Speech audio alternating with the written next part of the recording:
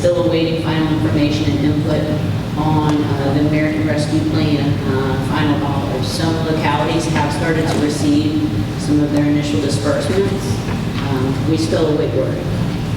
I have at this point, given some of the delays and for better guidance, today looped in Mr. Sanderson and Mr. Rose as well as Mr. Popovich to hopefully give us some better guidance or some better input on firm figures so we can just start some planning of much needed projects at our water and wastewater plants and just other uses for those dollars as they become available to us.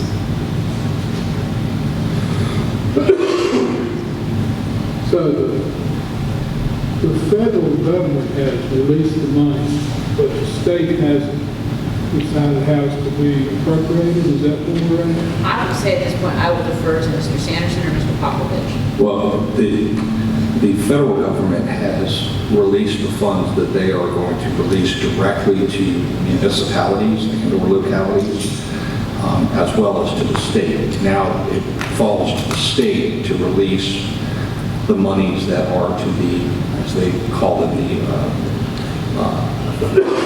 the actual term, but the smaller municipalities that did not qualify for direct disbursement from the federal government. So we're sitting here as we speak trying to figure out when the state may dispose or disperse those funds to us. But I would suspect that it's in the very near future. Unless Mr. Sanderson has any other input. Yeah, it's Mr. Mayor, Jimmy Sanderson, Davenport, and co-funding financial advisor of the city. We had this exact same conversation yesterday with another city in Virginia. Their manager had spoken with a representative of the state. There's just some uncertainty about how the funds are to get down to the local level.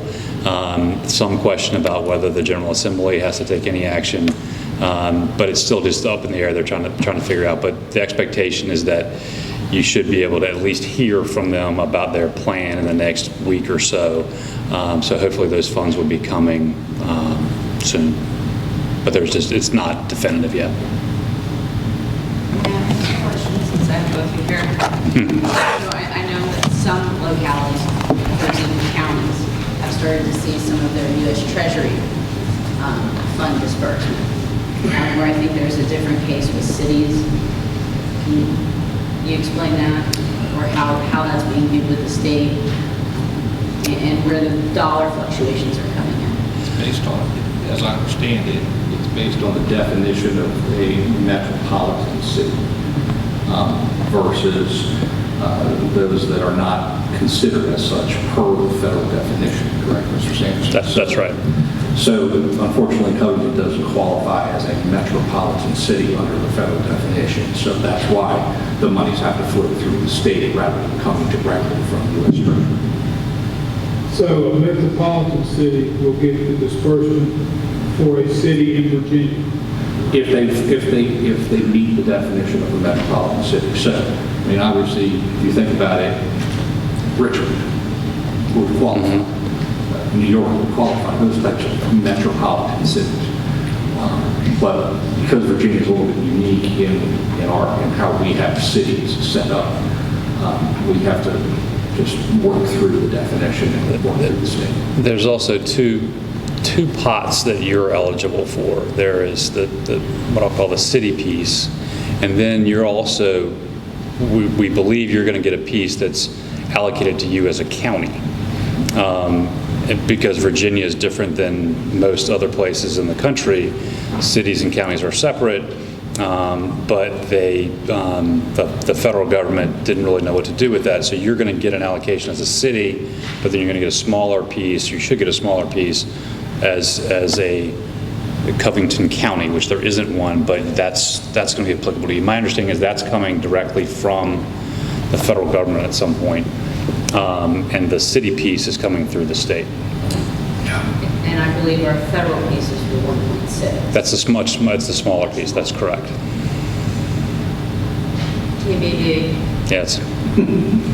You're not the only ones in this boat. So So you think we'll get the bigger piece that comes from the state? Absolutely, absolutely. It's just going to take them a little bit of time to figure out and make sure they're going through whatever process they need to.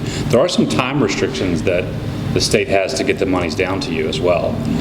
There's some extensions that they can get, and that may, again, just be them working through whatever process they need to work through. But absolutely, the federal government puts some time constraints on the states to get the monies down to the local governments.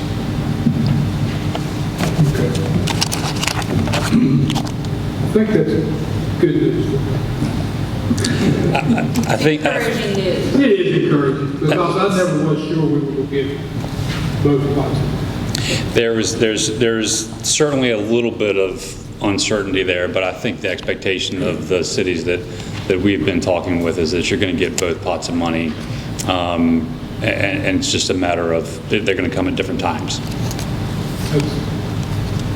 Yeah, again, we're and I know that you didn't do this, but I mean, we're absolutely telling our clients as well, don't put this money in your budget either. Don't balance your budget off of these funds. There are some restrictions on these monies. They're not just free and clear. You can use them for what you want. Maybe take some time and really figure out what's the best bang for your buck in using them as well in ways that can benefit the city going forward. Somebody made a great analogy, I thought, the other week about it, which was the Tobacco Commission monies that we got a long time ago. Virginia did a really good job of using those monies over a long period of time to get out to jurisdictions. Some other states use them to plug their budgets immediately, and those funds are gone years ago. And Virginia still has those tobacco monies that they're sharing with jurisdictions. So I think this is a good opportunity for a lot of places to do good things. Thank you.